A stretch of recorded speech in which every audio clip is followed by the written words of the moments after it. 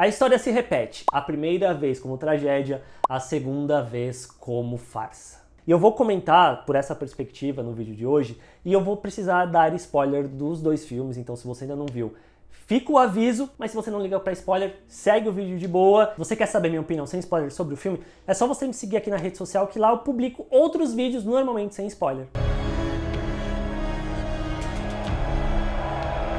A tragédia é o gênero mais antigo que surgiu no teatro grego. Não dá para dizer que todas suas características, seus elementos, são traduzidos no primeiro Coringa, mas claramente ali existe uma história trágica. O Arthur Fleck é um homem que cuida da sua mãe, trabalha como palhaço, lida com a sua condição mental e sonha em ser um comediante stand-up.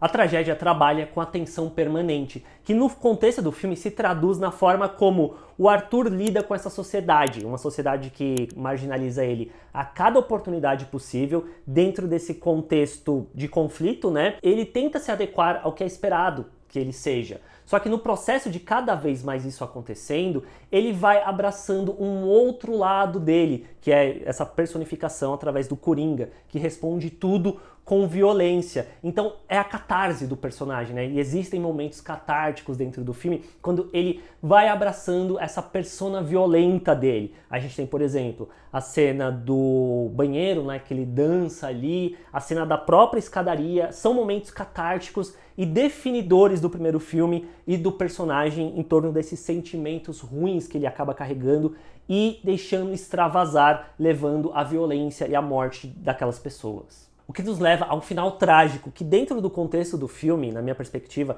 é em como o Coringa ele é celebrado e abraçado pelas pessoas. Ele se torna esse símbolo. E aí, de novo, um outro momento catártico que é, no caos da cidade, ele sobe em cima do carro e dança ali para as pessoas, bota um sorriso no rosto. Eu lembro que antes do filme sair e quando ele saiu, houve uma grande discussão em torno do que ele estava celebrando, do que ele estava validando, e esse discurso pró-incel. E na minha perspectiva, eu acho que o filme ele critica não só o comportamento do Arthur, mas também, e talvez principalmente, o comportamento da sociedade que abraça esse tipo de figura. É uma crítica 100% clara? Talvez não, mas eu consigo enxergar dessa forma. Fora que, claramente, o Coringa de 2019 se inspira em dois clássicos do Martin Scorsese, que é Taxi Driver e O Rei da Comédia, que tem seus protagonistas, esses sujeitos que são quebrados, que eles não devem ser seguidos, idolatrados. E aí, é até curioso desse paralelo, que hoje em dia também, a persona do Travis Bickle, ela acaba sendo exacerbada, né, por uma parte da sociedade, normalmente masculina, incel. Então existe esse paralelo também com o Coringa. Eu estou trazendo à tona todos esses elementos relacionados ao primeiro filme porque entra em cena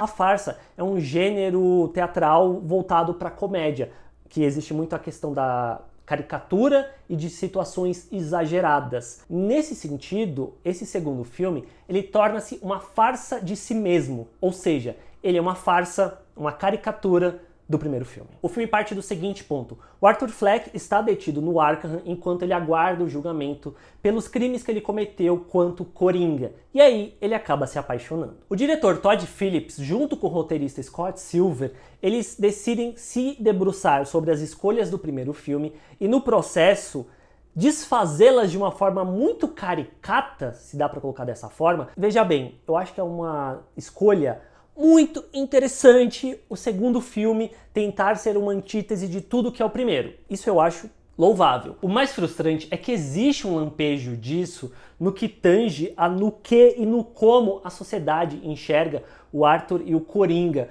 Porque, como eu disse no primeiro filme, existe uma parcela daquela sociedade que venera, celebra essa figura. E aí, nesse segundo filme, a gente vai tendo elementos que vão preenchendo ainda mais esse contexto, porque tem um filme para televisão que foi feito sobre o personagem, tem um livro que ele assina num determinado momento, tem o programa de televisão que vai lá entrevistar ele, o julgamento do Arthur vai ser transmitido ao vivo para as pessoas assistirem da casa delas. Então cria-se muito esse show midiático em torno do personagem que dá para fazer um claro paralelo com a nossa sociedade atual no que tange aos conteúdos de true crime, seja filme, seja série, seja podcasts, e no como isso torna-se entretenimento para as pessoas. E até dentro do filme tem uma passagem lá que eles mostram o musical A Roda da Fortuna, que é justamente esse trecho, que é o It's all entertainment. Tipo, é tudo entretenimento no final das contas. Só que eu sinto que a forma como ele escolhe fazer isso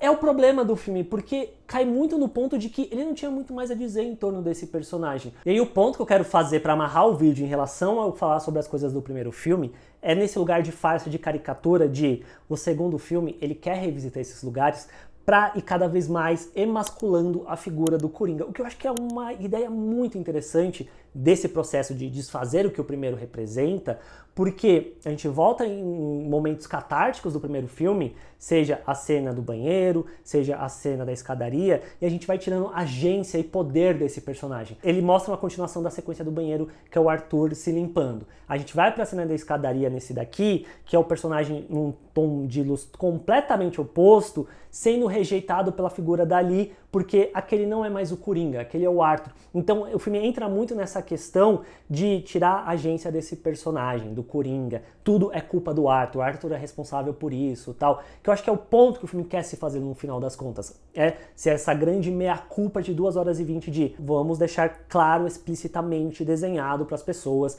que o culpado disso tudo é o Arthur. E dentro disso ainda eu acho interessante que foi esse lugar que eu fiquei pensando depois que eu vi o filme para gravar esse vídeo, que o filme cresceu um pouco dentro de mim, mas eu acho que é justamente nos vazios dele e não exatamente por mérito próprio que ele tem essa ideia de que o Coringa, ele não existe, que ele é essa idealização do Arthur, sabe?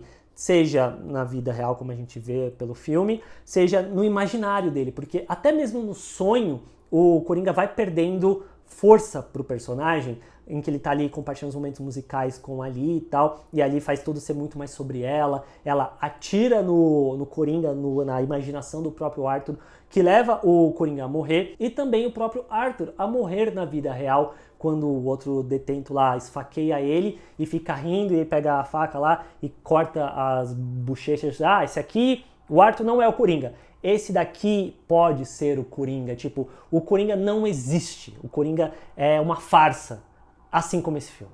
Até a forma como esse filme se estrutura se beneficiaria disso, porque é parte filme de prisão, parte filme tribunal. Só que, nenhuma dessas duas partes são exatamente boas, quando no muito são pragmáticas, e 2, o filme decide se focar no romance entre o Coringa, o Arthur, e a Ali, que é essa outra pessoa que tá ali no Arkham, que se diz mega fã do Coringa, tal, o que puxa o caráter musical pra dentro do filme, que, ao meu ver, é o maior pecado capital desse filme. E eu digo isso sendo uma pessoa que gosta de filme musical. Porque o Todd Phillips, ele não abraça o musical em sua totalidade, no sentido de colocar, sim, os personagens cantando pra extravasar todo aquele sentimento que eles têm, que não se traduz apenas em palavras, em diálogos. Só que a covardia do filme tá em não fazer isso. A gente vai colocar esses momentos musicais a parte do que representa esse filme. Então vai entrar uma tela preta, vamos para um outro lugar na imaginação do Arthur, em que existe o Coringa, e ele canta ali junto com a Harley. O processo eu acho que acaba sendo muito monólogos chatos, redundantes, que pausam o filme, que vão travando o filme em vez de levar a história adiante. Surge apenas como um floreio de o que a gente pode colocar mais nesse filme, que surge como uma justificativa para ter mais do Coringa. Coloca através de musicais que estão descolados do filme como um todo. E se você tirar esses momentos, não vão fazer falta. Ouso, inclusive, a dizer que a cena da escadaria do primeiro filme, lá ao som de Rock and Roll Parte 2, é muito mais musical do que esse filme como um todo. E dentro disso, a gente tem a Lady Gaga como Ali, que eu diria que, se não muito, ela é uma coadjuvante de luxo, sabe? Porque, cara, a Harley dentro desse filme, ela basicamente é inexistente. Assim como Ali, é risível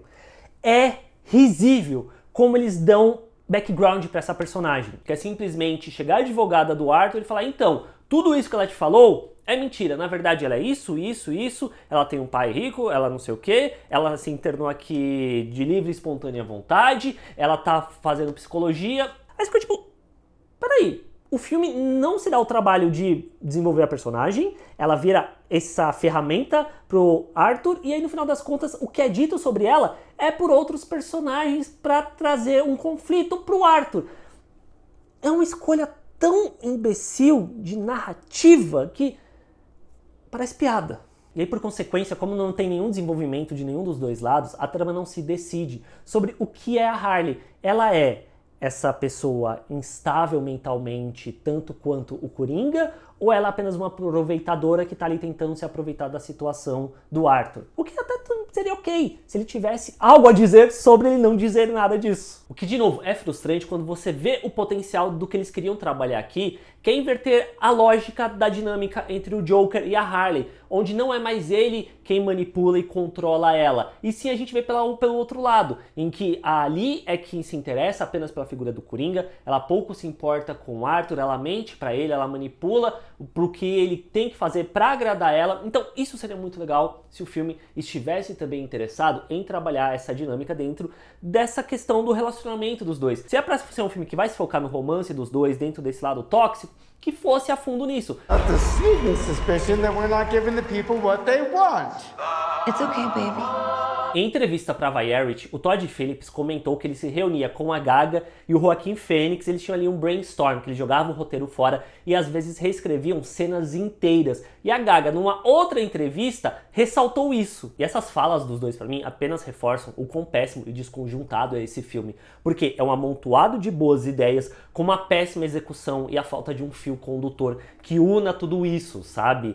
E assim, eu sei que a ideia do filme, a priori, é ser uma antítese do que é o primeiro, é subverter, é quebrar o que é o Coringa, o que eu acho super válido. Só que isso não é o suficiente para tornar esse filme bom. Você pode ter uma boa ideia e uma péssima execução. E Delírio A2, para mim, é exatamente esse tipo de filme. Agora eu quero saber de vocês o que vocês acharam de Coringa Delírio A2. Deixa aí nos comentários, vamos trocar uma ideia sobre o filme, eu vou ler os comentários, eu vou responder. E se você curtiu e quer ajudar o canal, deixa o like que o YouTube entende que esse vídeo é relevante, manda para as outras pessoas e a gente se vê na próxima. Tchau!